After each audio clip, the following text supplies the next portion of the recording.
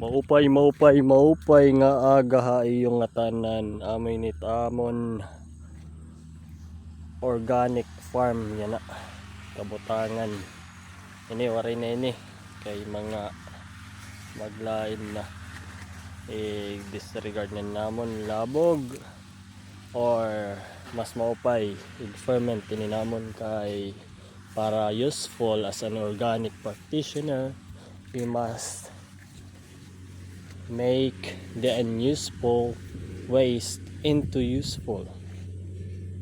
Convert that hiya nga magamit para ngani organic. I mean basil, marigold and tanglad.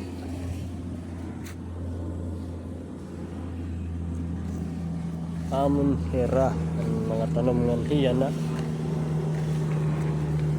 adin tea tree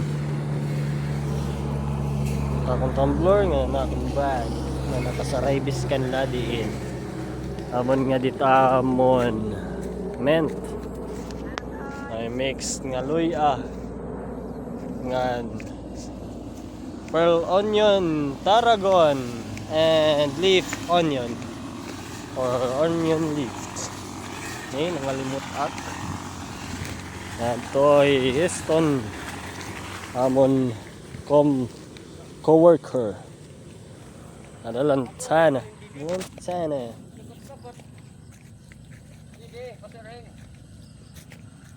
may dakahoy but nga lantana nga dagko damo patam harawanon nga di guys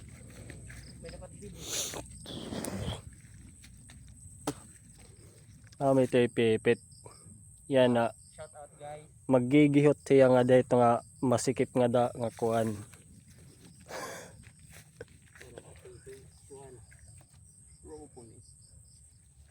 masikip papatanong pagod ito nga din ni maming kuan patula pero ipapakuan ang gyap kuno niya papaybanan yung mga pinya Puot. Are kinauto dito kanina. Auto din eh. Ginigot ko na lalo at ito. Didi may dakahoy. May din kahoy pati dito. Ogi daw.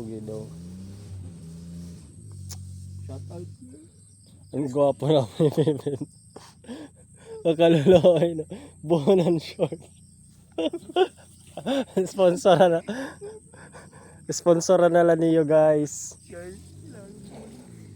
Adi Jeffrey. Hello guys, welcome to my vlog. Sasagyapin niya nga vlogger.